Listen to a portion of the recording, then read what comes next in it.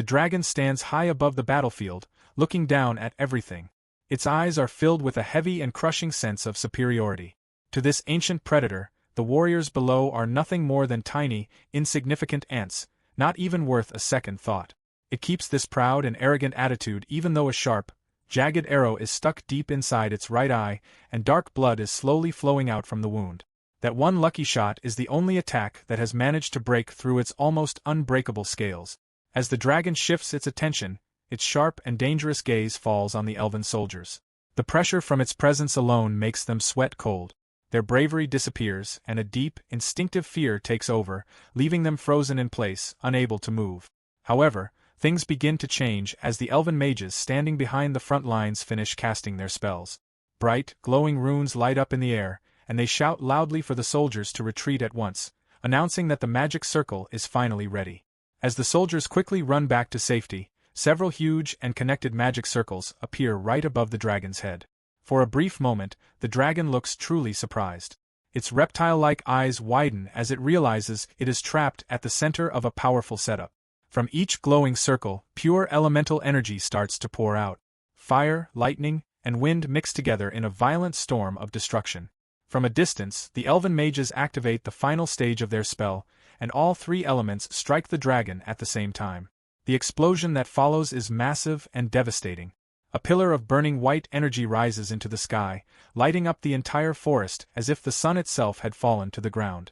Vlad, standing near the edge of the destruction, has to cover his face with his arm to protect himself from the thick cloud of dust and debris created by the blast. He looks hard into the center of the destruction, his heart pounding heavily in his chest. He cannot tell yet if their plan worked, and he anxiously wonders if they actually managed to defeat the monster. But as the thick dust slowly clears, a terrifying sight appears. Through the fading haze, the dragon's left eye suddenly lights up with a cruel red glow. The dragon stands completely still and completely unharmed. The powerful attack from the elven elites has done absolutely nothing. The dragon is perfectly fine. Behind Vlad, the mages stand frozen in complete shock. Fear grows inside them as they realize there is almost no damage to the creature. They whisper in disbelief that the dragon is a fully grown adult, with such strong resistance to magic that even their strongest spells are nothing more than a small annoyance. The soldiers turn toward Vlad with hopeless expressions, reporting that their physical attacks, their arrows and swords, are just as useless against the dragon's strong scales. They beg their commander, asking if they should retreat now and regroup with the main elven army. But Vlad does not move. Instead, he takes a firm and aggressive fighting stance, and a powerful and frightening aura begins to spread from his body. With strong determination, he declares that they will end the battle right here. He refuses to retreat, saying clearly that they cannot allow the sacred world tree to be used as a shield. He gives a sharp order to his remaining soldiers, telling everyone to prepare themselves. He has noticed a possible weak point. If they can move together and strike at the dragon's right blind spot, the eye they injured before, they might still have a chance to bring it down. As the soldiers prepare themselves for one final desperate battle, Vlad pulls back his bow, the string tight and ready. Behind him, the mages rush to gather their mana again for one last attack. Vlad focuses completely on the dragon's movements, telling himself that he only needs one more chance. But just as he is about to release his arrow, everything suddenly changes. Behind the elven lines, the world tree begins to shine with a bright and otherworldly light. The soldiers are shocked and stare at the glowing tree, wondering what is happening to their sacred source of life. Vlad quickly turns around and looks at the great tree, and he senses a new and terrifying presence. Another dragon is coming fast, heading straight toward the heart of the forest. This new dragon is announced by a shining light reflected in the first dragon's eye, like a silent signal between hunters. With the path clear and the elite soldiers fully busy fighting the first dragon, the second dragon moves toward the world tree without any resistance. The scene suddenly shifts to Vlad's private room, where the air is filled with tension. The priestess is there, but she is not calm like usual. She is shaking uncontrollably, her voice full of fear as she begs for help, repeating again and again that a dragon is coming. Vlad is surprised to see her like this and suddenly realizes that the danger is happening right now. One of the priestess's elite guards steps forward and explains the situation. He says that this is a revelation, a divine vision. He explains that the world tree can see beyond what normal beings can, and it sends these visions only through the priestess, who acts as the connection between the tree and the elves. The guard speaks seriously, saying that a message from the World Tree must never be ignored. He looks directly at Vlad and says that if the tree is asking a human for help, it means it has seen hope only through him. Vlad feels shaken by these words. Both guards then kneel down and bow deeply before him, begging him to protect this new hope. The priestess grabs his hand, her face wet with tears as she cries and asks for his help. Vlad feels a deep sadness and wonders what anyone is supposed to do when faced with such a heavy responsibility. Looking for guidance, he turns to the mysterious knight, but the experienced warrior simply laughs at him. The knight asks why Vlad is looking to him for answers and reminds him that he is not his master or commander. This harsh response wakes Vlad up. He understands an important truth. At this moment, the only person who can give him orders is himself. He gently reaches out, wipes the tears from the priestess's face, and tells her to stop crying. With a new and strong determination in his eyes, he declares that he, Vlad of Sora, will fulfill his duty as a knight. Meanwhile, back in the elven village, the second dragon has arrived, and everything is filled with destruction. A single soldier tries to stop it, but the dragon crushes him under its foot like a dry leaf as it continues toward the World Tree. It moves forward with unstoppable force, killing anyone in its path. The civilians run in panic, screaming in fear, but the dragon is too fast. It turns a corner and quickly reaches a frightened family with a small elven child. Just as the dragon is about to attack and burn them, a huge magic circle suddenly rises from the ground, forming a strong barrier that blocks the dragon and saves the family. The large barrier stops the dragon for a moment, and the great elder of the elves appears from the chaos. He shouts loudly for everyone to run, and the people feel some relief seeing their leader take control. The elder quickly gives orders to the warriors to rebuild their front lines. The soldiers obey immediately, raising their shields and pointing their spears forward. The dragon growls angrily and strikes the magic barrier with its huge claws. To the horror of the elves, the claws do not bounce off. Instead, they slowly push into the barrier as if it were soft. The mages are shocked and whisper that their magic is being broken so easily. The great elder understands the terrible truth about their enemy. These dragons are remnants of a perfect dragon, meaning they are deeply connected to the world itself and cannot be easily fooled by magic. He urgently tells the mages to strengthen their spells by layering more magic circles, but the dragon's power is far too great. It lets out a loud and powerful roar that shakes the ground and breaks all the barriers around it in one burst of strength. The magic backlash is strong. The great elder is thrown backward and falls to his knees, coughing up blood. He sadly thinks to himself that in his old and weak condition, he cannot even slow the monster down. The soldiers rush to him and beg him to escape with the other elders while they try to fight, but the elder knows they will not survive even one attack. Just when everything seems completely hopeless, a bright light suddenly appears from the side, surprising both the elves and the dragon. From that shining light, the mysterious knight appears. He looks up at the huge and terrifying dragon and casually says that the creature is really ugly. His sword begins to glow and hum with strong, focused mana. Then he looks toward Vlad, who has come from the other side, his own sword surrounded by swirling power. The knight asks Vlad if he agrees with him. The dragon finally notices Vlad standing there, the young man's eyes shining brighter than ever as he prepares to deliver a deadly attack. Only a few moments before the current chaos, Vlad and the mysterious knight are seen running quickly across the rooftops of the elven city. Below them, the dragon is causing complete destruction, moving straight toward the World Tree and killing every living being in its path. The air is heavy with the metallic smell of blood, and the cries of terrified people fill the surroundings. When the great elder finally appears and creates a huge magic circle to stop the dragon and give the civilians a chance to escape, Vlad watches in amazement. The mysterious knight pauses for a short moment and explains that what they are witnessing is pure magic. With a grim sense of satisfaction, he says that the elder's action has finally given them the time they badly needed.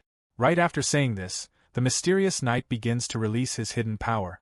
Vlad watches closely, unable to look away, as the man's right eye starts to shine with a strong, strange light. Feeling confused and slightly afraid because of the sudden change in the atmosphere, Vlad wonders what is happening with the unusual energy coming from the knight's right eye. He cannot stop himself from asking what the older warrior is doing. The knight calmly explains that his eyes are special. He says his right eye sees reality, while his left eye holds his own world. When both visions come together, he becomes able to see things that others cannot see. When Vlad asks what exactly he is supposed to notice, the knight answers with a cold confidence, saying that his ability allows him to see the truth hidden behind layers of lies. Then, the mysterious knight fully opens his eye, activating the legendary Byakugan of the Hyuga clan. As he does this, a huge wave of spiritual energy spreads out in all directions, covering the battlefield and reaching the dragon. Using this special vision, the knight carefully studies the dragon's large body. In his mind, he searches for something important, the weakness the dragon is trying to hide, the one fatal flaw that could allow them to defeat it with a single, perfect strike. After a tense moment of observation, he finally finds it. He quickly calls out to Vlad, telling him to attack the dragon's foreleg, specifically the armpit hidden under the wing membrane. He promises to distract the dragon, leaving Vlad with the crucial job of hitting that exact spot. The scene shifts back to the middle of the battle, where Vlad is now standing very close to the dragon. Gathering all the power he has, Vlad rushes forward and attacks with everything he can. The strike causes a huge explosion, sending a large cloud of dust into the air.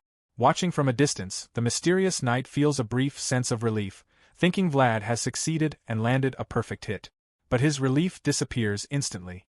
His eyes widen in shock as the dust clears, revealing a terrible sight. The dragon has blocked Vlad's attack. The strike, which should have killed it, had no effect at all because the dragon deflected it with its huge, armored tail. Vlad stands frozen, unable to believe what just happened. The dragon roars loudly in anger and swings its massive paw at him. Vlad barely manages to dodge the first attack, and when the dragon follows with another powerful strike, his quick reflexes save him again. However, as he moves backward to steady himself, he loses his balance for a brief moment. That small mistake is all the dragon needs. Its enormous limb hits Vlad directly, sending him flying through the air. Even though Vlad tried to protect himself by strengthening his sword with his aura, the force of the hit is too strong. As he struggles to get back on his feet, he looks through the dust and sees the dragon's red eyes glowing like burning embers in the darkness. A heavy feeling settles inside him as he realizes how serious the situation is. He notices that his sword is shaking and thinks to himself that this dragon is far stronger than Lindworm. This is the true and terrifying power of a fully grown dragon. The dragon does not give him any time to recover. It rushes toward him with deadly intent, looking like a moving mountain compared to Vlad. Seeing how dangerous the situation has become, the mysterious knight decides he can no longer just watch. He runs into the battle, drawing the dragon's attention. With his sword covered in a fierce aura, he charges forward while still using the Byakugan to follow the dragon's movements. The dragon turns its head, growling with deep anger, its eyes glowing bright red as it prepares to face this new opponent. The knight's special vision suddenly warns him of danger. He sees that the dragon has launched sharp, blade-like fins straight toward him.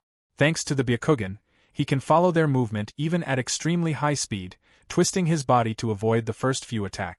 But the dragon quickly increases the number of fins, making the attack harder to escape. The knight is forced to use his sword to block them, but there are too many to avoid completely. One sharp fin hits his left arm, and the impact throws him backward. Vlad shouts out in concern for the old man, but he does not have time to check on him. Suddenly, the dragon appears right behind Vlad. He quickly turns around and sees the huge shadow of the beast above him. A wave of fear hits him as he realizes he is too late to defend himself. Just in time, the Great Elder steps in and creates a magic circle between Vlad and the dragon. However, the dragon's strength is so great that its attack breaks the barrier like it is made of glass. The force still reaches Vlad, throwing him several meters away. The Great Elder suffers from the magical backlash, coughing up blood as his power starts to weaken. Seeing that both Vlad and the knight are no longer immediate threats, the dragon loses interest in them and focuses again on the world tree. It continues moving forward, looking at the elven soldiers in its path as if they are nothing more than insects. To the soldiers, the dragon appears like an unstoppable god. They can do nothing but watch as its massive foot comes down and crushes them into the ground. Meanwhile, the mysterious knight reaches Vlad, who is lying unconscious with half of his armor broken. He shakes Vlad and tells him to wake up. After a moment, Vlad regains consciousness, gasping as he struggles to breathe again. The knight encourages him, saying that he only survived the last attack because of the Grand Elder's protective magic. Suddenly, Vlad notices a soft, glowing light coming from his chest. The knight asks if he can move and whether anything is broken. Vlad says that although he has been badly hurt, he is still able to fight, and he asks the knight the same question. The knight replies that he barely avoided a direct hit, but he can still use his sword a few more times if needed. Then, with a serious tone, the knight asks Vlad if he can continue fighting. Vlad takes a moment to check himself and realizes that the blessing from the white serpent is still inside him, even though it has become weaker. His sword is bent from the pressure, but it is still sharp. He tells the knight that he can fight and that he can probably manage one more clash. The mysterious knight nods and says that they must finish the battle with their next attack before the dragon reaches the top. They both look up and see a horrifying scene. The dragon has already dug its claws into the world tree and started climbing. Below it, the bodies of elven warriors are pierced by its fins, hanging lifelessly as it moves upward. Covered in the blood of the elves, the dragon continues climbing toward the top. With its sharp, hunting gaze, it notices the spirits of the world tree, who are clearly trembling in fear. Instead of feeling any mercy, the dragon licks its lips as if it is about to enjoy its prey and lets out a powerful roar that shakes the entire forest.